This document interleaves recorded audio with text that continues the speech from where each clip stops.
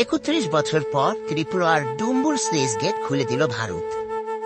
ভয়াবহ বন্যার কবলে দেশের কয়েকটি জেলা পানিবন্দী অবস্থায় দিন পার করছে লাখ লাখ মানুষ। ফেনীতে প্রায় 3 লাখ মানুষ পানিবন্দী রয়েছে। খাবারের প্রচন্ড সংকট।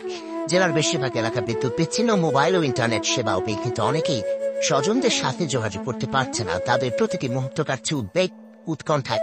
ফেনী অংশে ঢাকা চট্টগ্রাম মহাসড়কে পানি ওঠায় ব্যাহত যান চলাচল, দেখা দিয়েছে তীব্র যানজট। পরশুরাম, ছাগলনাইয়া ও ফুলগাজীর দুর্গত এলাকার মধ্যে 5,000 বাসিন্দাকে বাসাবাড়ির ছাদ ও নিরাপদ আশ্রয় নিয়েছে বিভিন্ন বাহিনী।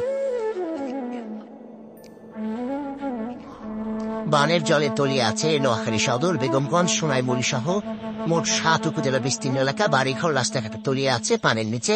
দুর্গত এলাকায় প্রায় 20 লাখ মানুষ পানিবন্দী। নতুন করে বৃষ্টি না হয় ধীরে ধীরে নামতে শুরু করেছে বানের জল। তবে এখনো বাড়িঘরে পানি থাকায় আশ্রয় কেন্দ্রে অবস্থান করছেন অনেকে। দুর্গত এলাকাগুলো এখনো পৌঁছায়নি ত্রাণ সহায়তা।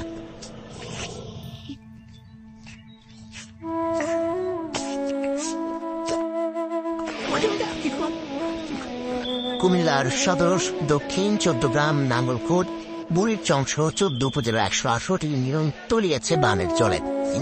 পানিবন্দী প্রায় 6.5 লাখ মানুষ। জেলায় 550 আশ্রয় কেন্দ্র খোলা হয়েছে। 44,000 মানুষ আশ্রয় নিয়েছেন সেখানে। অনেকে বিভিন্ন শিক্ষা প্রতিষ্ঠান ও উঁচু স্থানে আশ্রয় নিয়েছেন। ঢাকা চট্টগ্রাম মহাসড়কে পানি থাকায় কুমিল্লা অংশে যানবাহনে দীর্ঘ জটলা সৃষ্টি হয়েছে।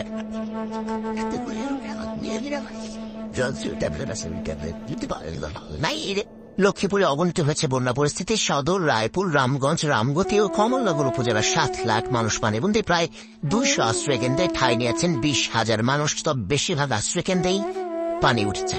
চরম ভোগান্তিতে দিন কাটছে বানভাসীদের। প্রকট আকার ধারণ করেছে বিশুদ্ধ পানি ও খাবার সংকট।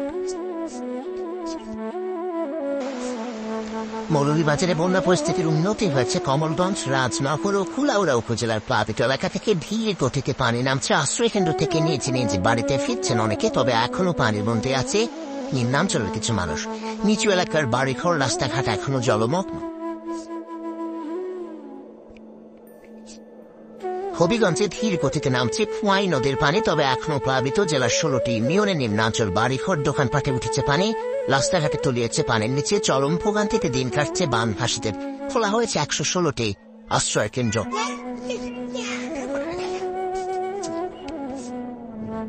ব্রাহ্মণবাড়িয়ার আখাউড়ায় কমতে শুরু করেছে বন্যার পানি। এরই মধ্যে প্লাবিত 5 ইউনিয়নের বিভিন্ন এলাকা থেকে পানি সরেছে। এতে দুর্ভোগ কমেনি গ্রামের মানুষের। বানের জল কমে আসায় স্পষ্ট হতে শুরু করেছে ক্ষতচিহ্ন। উজানের ঢলে ভেঙে যাওয়া হাওড়া নদীর বাঁধ দিয়ে এখনো পানি ঢুকছে।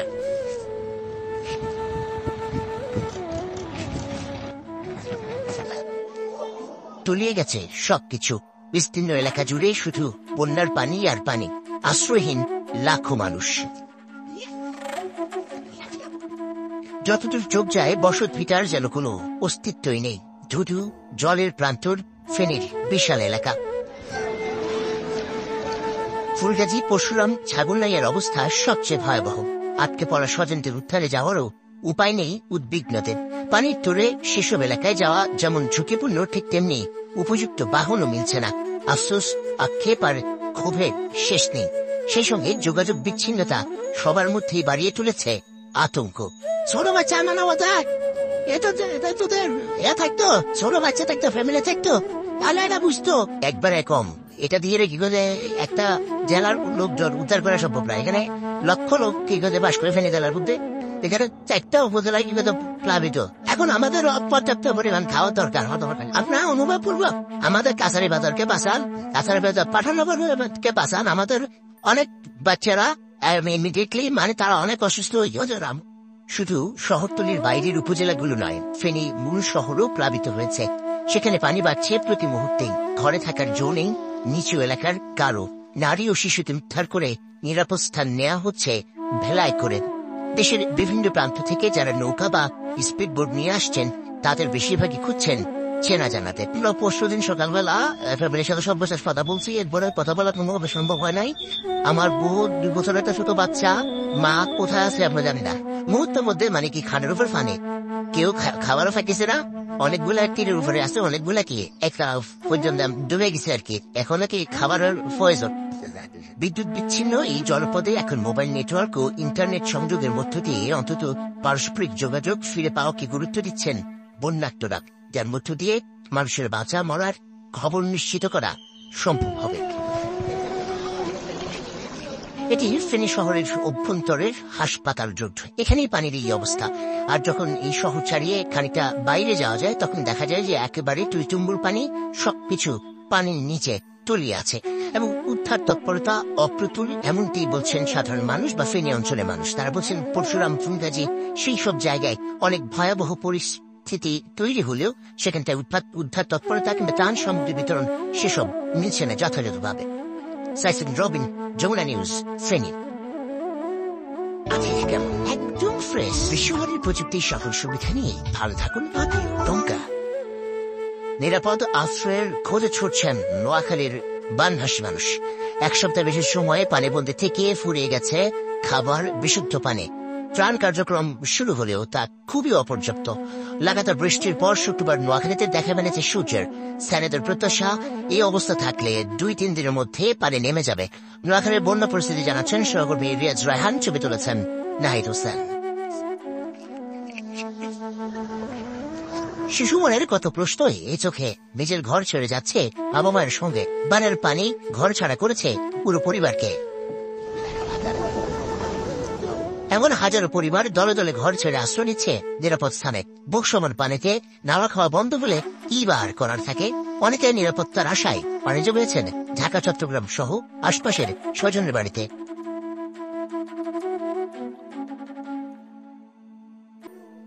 স্মরণকারীর ভয়াবহ বন্যায় মানবিক বিপর্যয়ের মুখে কুমিল্লার কয়েক লাখ মানুষ।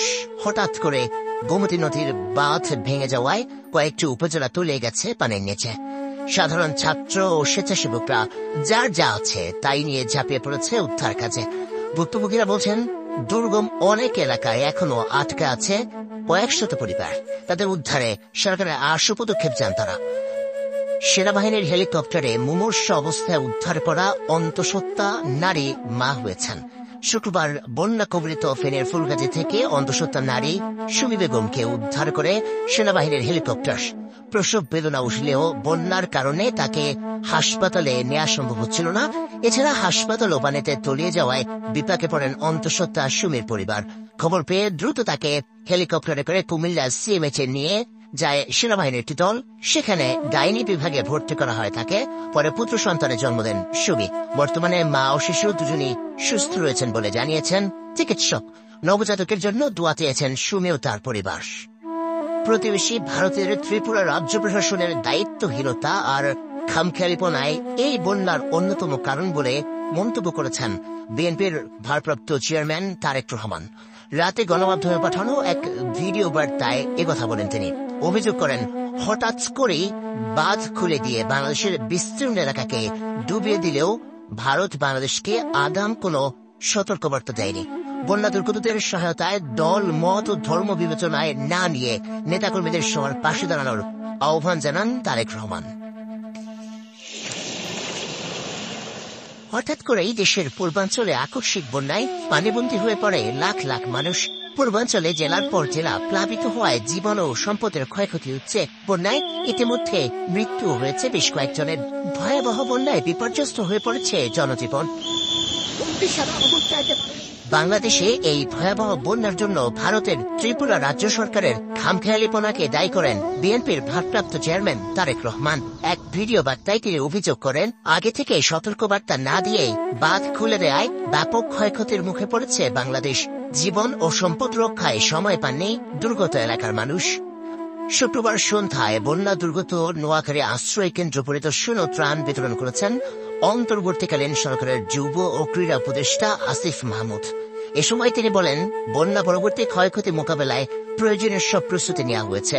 বন্যা পরবর্তীতে খাদ্য সংকট ও নানাবিধ রোগ ব্যাধি দেখা দিতে পারে, তাই খাদ্য ও রোগ ব্যাধির কথা মাথায় রেখে প্রয়োজনীয় প্রস্তুতি গ্রহণ করা হয়েছে বলেও জানান তিনি। এ সময় আসিফ মাহমুদ বলেন প্রয়োজনীয় চিকিৎসা সরঞ্জাম ও ওষুধ সরবরাহে বিভিন্ন কোম্পানির সঙ্গে আলোচনা হয়েছে।